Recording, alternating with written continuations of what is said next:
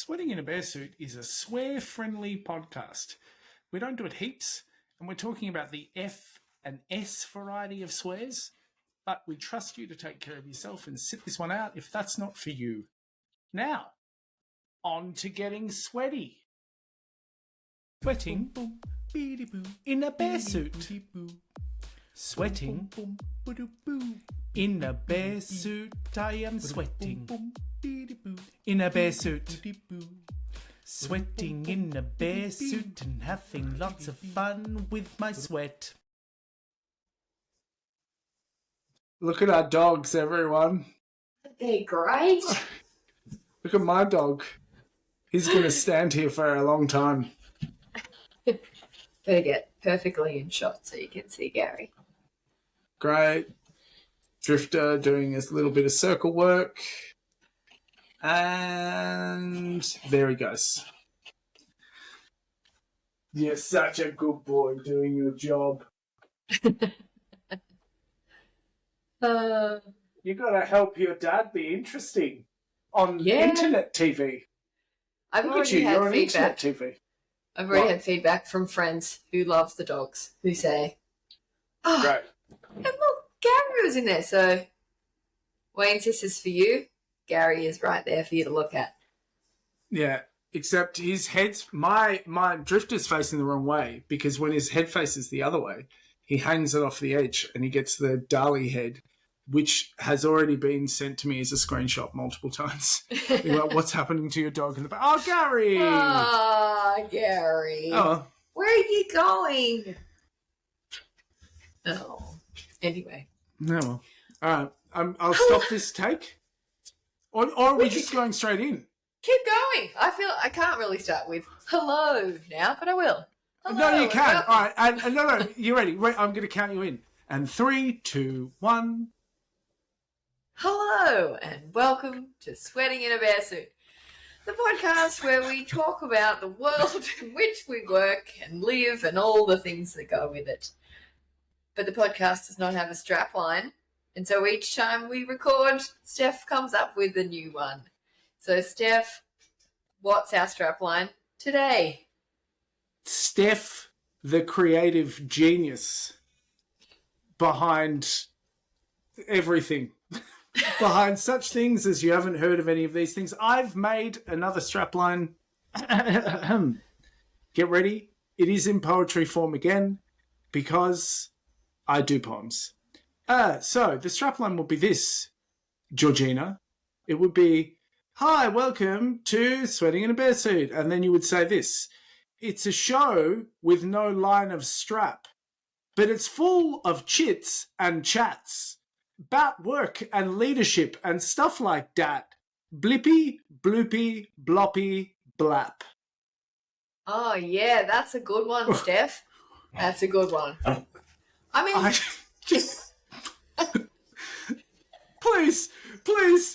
Please, Georgina. Oh, yeah, that's a good one, Steffi. That... It comes out far more patronising than I intend. It actually Story was a of good my one. life. It is Me a good doing one. things and someone being like, yeah. Look, it was great. The poetry was next level. In true Stef form, possibly a little long for a strapline.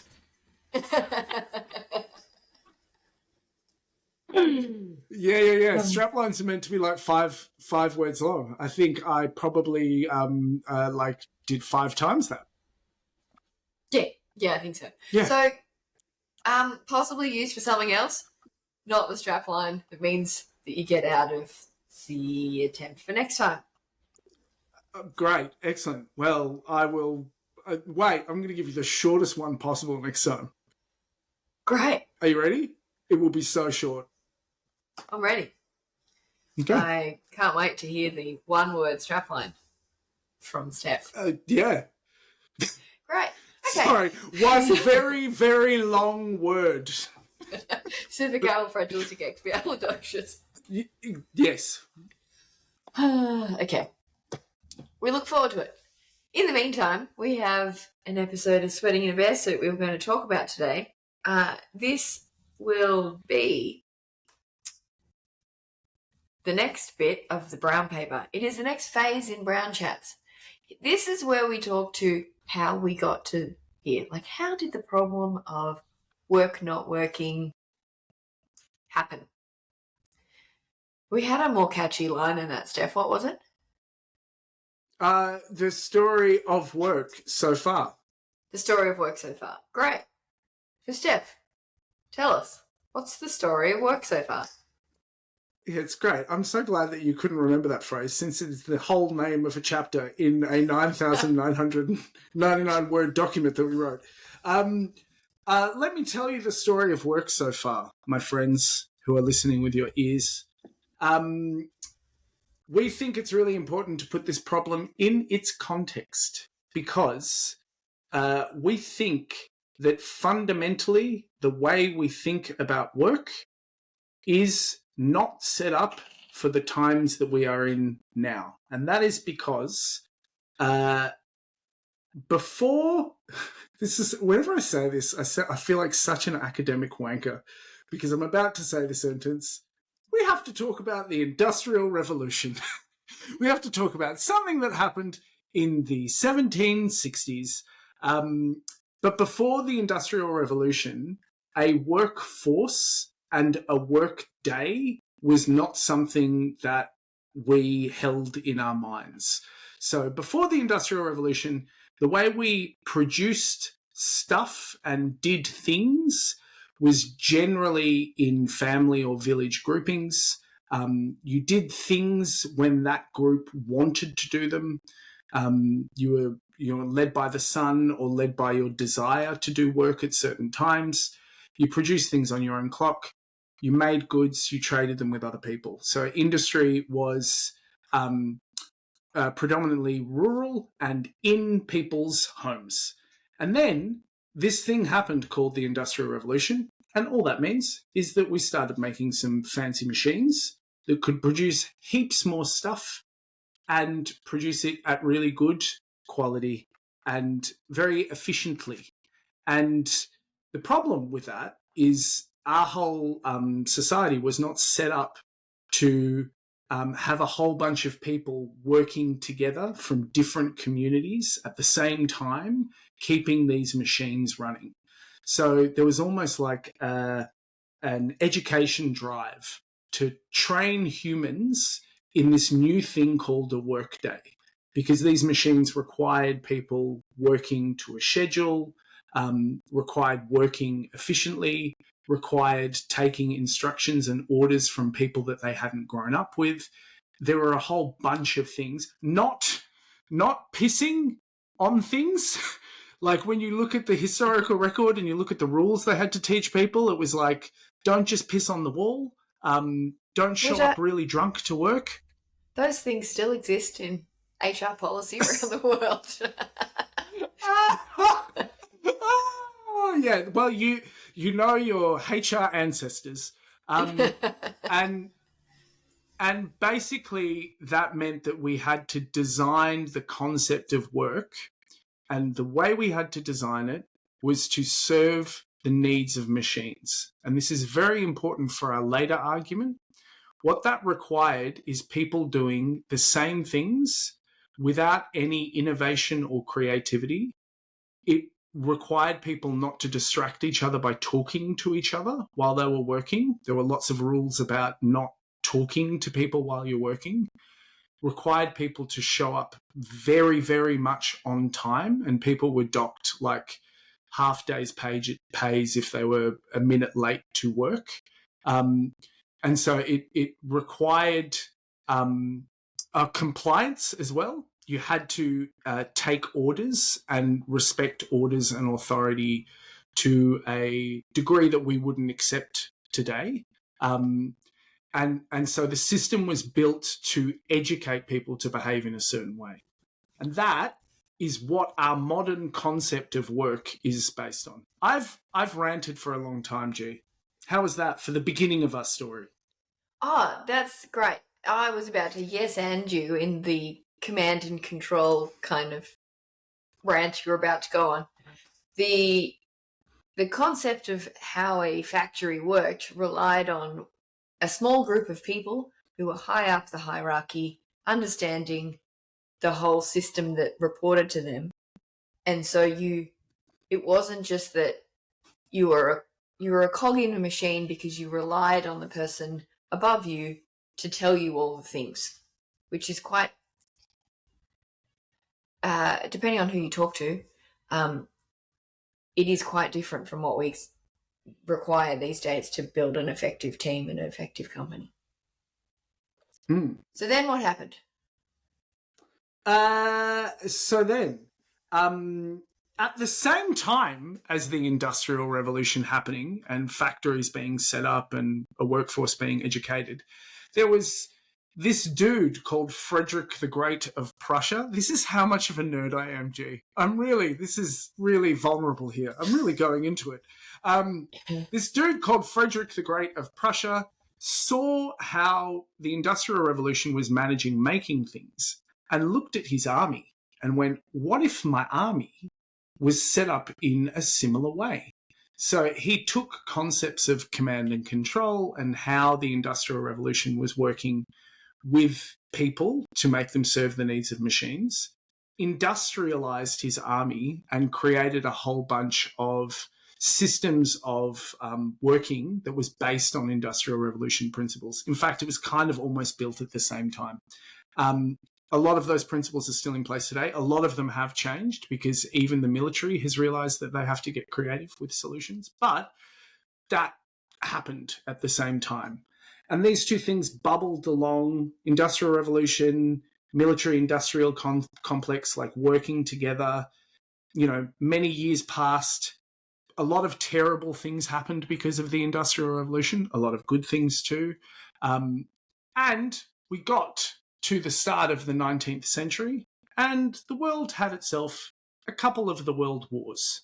And we mention this because the world wars that happened brought a lot of people into the military. They learned a lot of systems of working. And on exiting the military after those world wars, those people designed the beginnings of, or the continuation of, our corporate culture, which has sort of become dominant in the world now.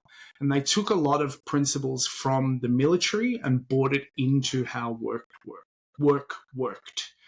And a way you can think about it is this machine idea of work. And it was the idea that a corporation, a business, functioned like a machine. And what you had to do is you had to make that machine as efficient as possible. And you use scientific principles to make that happen. There was another dude called, I've forgotten his first name, but Taylor. And he coined the phrase scientific management theory. And it was all about making everything efficient, to the point where he would measure how long it took you to pull your pencil out of a drawer, and time things and try to make everything on the clock. A lot of terrible things happened when you applied scientific management theory to human beings working in an organization. It did some things. One of the things... can I add a digression on a digression, G? Is that okay? Many. Yeah. It's what else is podcasting other than just digressions? All the digressions. A really interesting thing that came out of scientific management theory was some buildings, this command and control idea, where you need people just to follow instructions and not question them. Some corporate buildings were built with two sets of lifts, and managers would go in one lift and workers would go in another lift.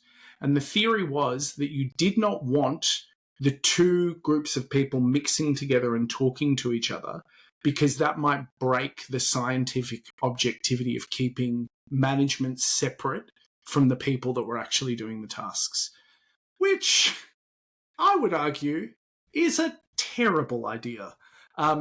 So it kind of was ingrained in everything, also in how our buildings are built. And it continued this idea that you've got to keep a business discreet and cut off from everything else, so as you can just chop down tasks to be their most efficient, to produce the most goods, and then everything will be great and nothing could possibly go wrong. Until it did. What happened next? Yes. Do you want me to keep going? Do you want to tell the next part of the story? I'm happy to keep going. You know I like a word. No, I know you like a word. I'm happy for you. Continue. Please continue. Okay. I'm enjoying story time with Stef. Well, the next thing that happened is a lot of organisations died. So when you think about places like Kodak, Pan Am, Atari, AOL, Blockbuster, blah, blah, blah, blah, blah, blah, blah, blah, blah. Lots of organisations started to not work anymore. They lost their market share. They didn't see a change in the market coming.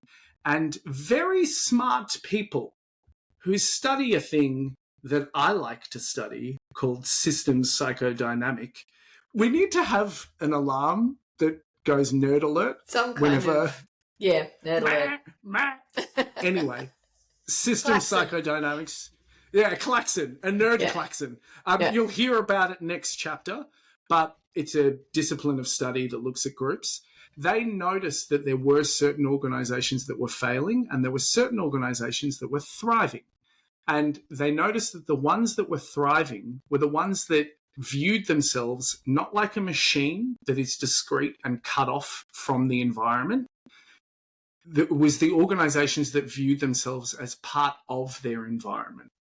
And they were called open. It was the theory was called open systems theory.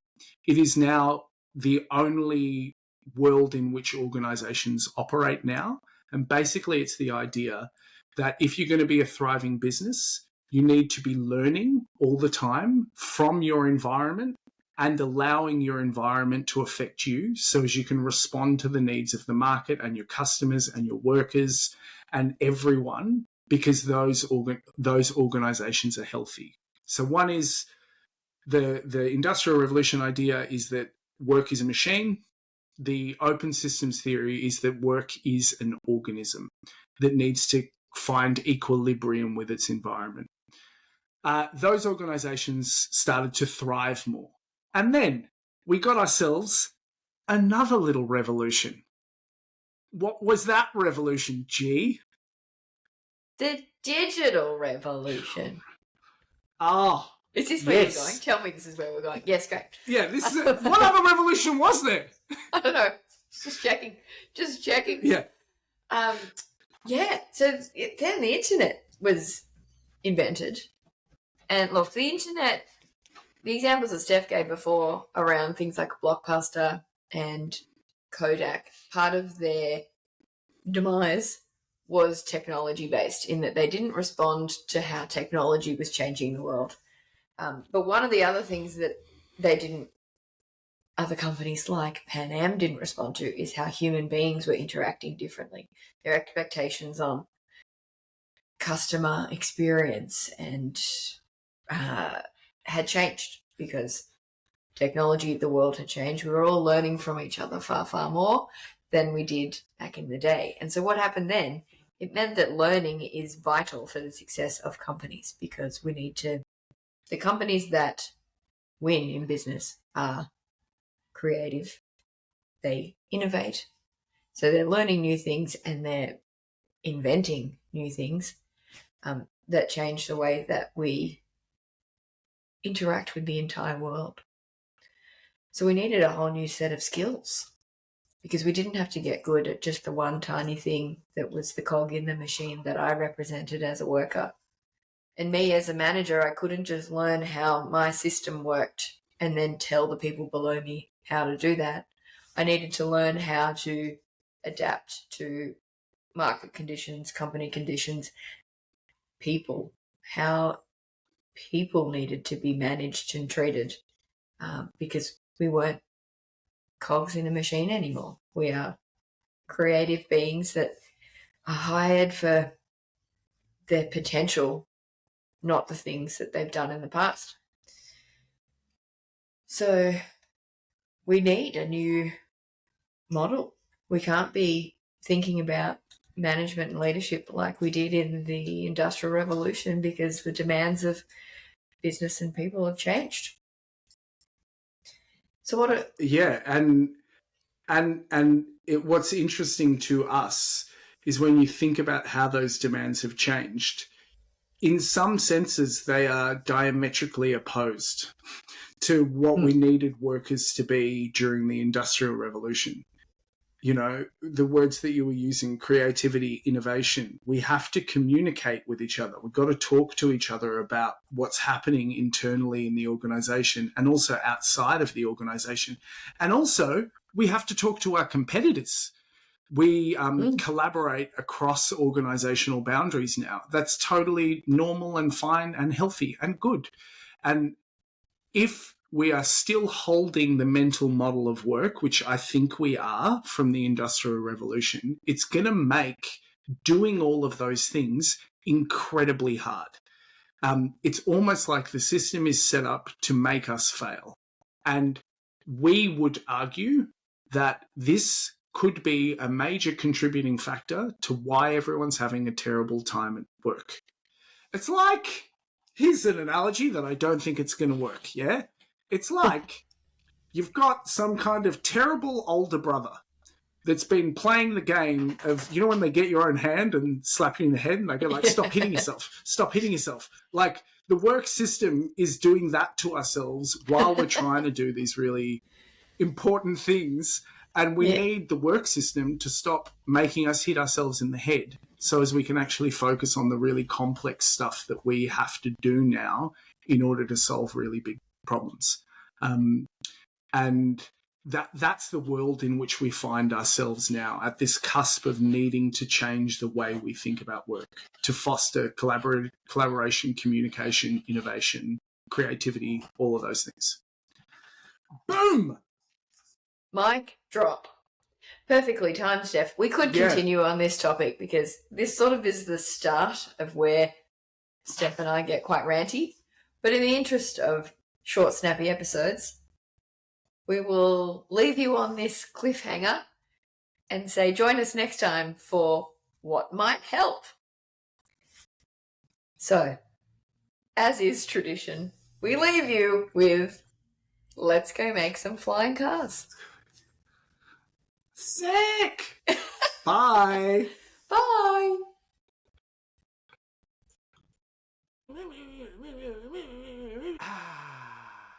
Playgrounded. That's better.